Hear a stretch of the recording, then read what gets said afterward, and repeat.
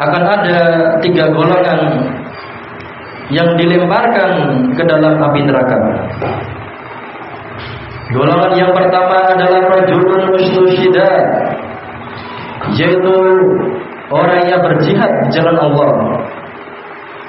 Kemudian hamba tersebut didatangkan di hadapan Allah. Kemudian Allah tampakkan nikmat-nikmatnya selama dia di dunia. Kemudian hamba tersebut mengatakan, sesungguhnya aku berjihad, sesungguhnya aku berperang di jalan-Mu hingga aku mati syahid. Maka Allah mengatakan, kadzabta, dusta, sesungguhnya engkau berjihad hanya ingin dikatakan sebagai orang yang pemberani, dan engkau telah mendapatkan gelar tersebut. Kemudian Allah panggil malaikatnya dan kemudian diseret, ditelungkupkan wajahnya dan kemudian dilemparkan ke dalam api neraka. Waliyadzubillah. Kita ketahui bahwasanya amalan jihad adalah amalan sangat besar, tetapi ketika niatnya tidak ikhlas karena Allah, maka Allah golongkan sebagai orang-orang yang sengsara. Dan golongan yang kedua adalah seseorang yang mempelajari ilmu agama, seseorang membaca Al-Quran, kemudian hamba tersebut dihadapkan di hadapan Allah, kemudian Allah tampakkan nikmat-nikmatnya selama dia berada di dunia.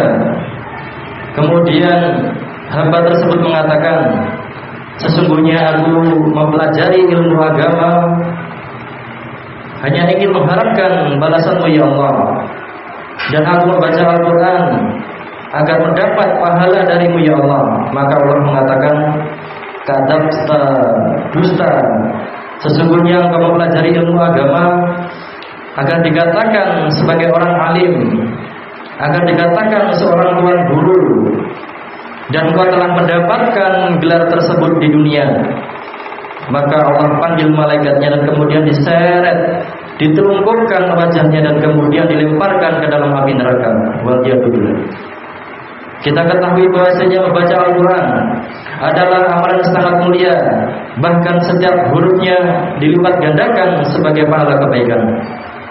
Dan orang yang mencari ilmu agama disebutkan di dalam sebuah hadis termasuk sebab seseorang jalan menuju ke surga. Tetapi ketika dia tidak niatkan karena Allah, maka Allah golongkan sebagai orang-orang yang sengsara. Dan golongan yang ketiga yaitu orang-orang yang berinfak, orang-orang yang bersedekah. Kemudian orang tersebut dihadapkan di hadapan Allah, lalu Allah tampakkan nikmat-nikmatnya selama dia berada di dunia. Kemudian hamba tersebut mengatakan, sesungguhnya aku berinfak, sesungguhnya aku bersedekah hanya ingin mengharapkan balasan-Mu dari-Mu ya Allah. Maka Allah mengatakan, kadzabta, dusta, sesungguhnya kamu berinfak hanya ingin dikatakan sebagai orang yang dermawan, sebagai orang yang mudah memberi bantuan.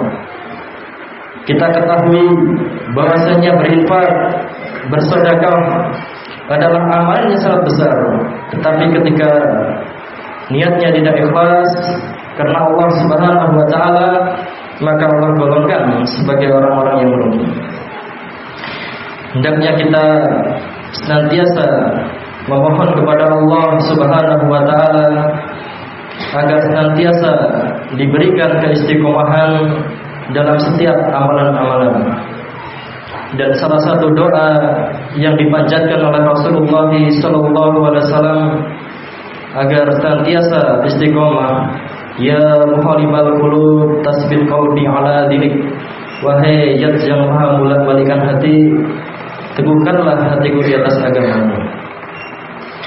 Kita ketahui bahwasanya seseorang yang beramal ketika tidak dilandasi dengan keikhlasan, maka amalan tersebut tidak terima di sisi Allah Subhanahu wa taala. Dan juga di samping keikhlasan dan juga mencontoh dari Nabi Muhammad sallallahu alaihi wasallam. Nasallallahu alaihi wasallam wallahu a'lam.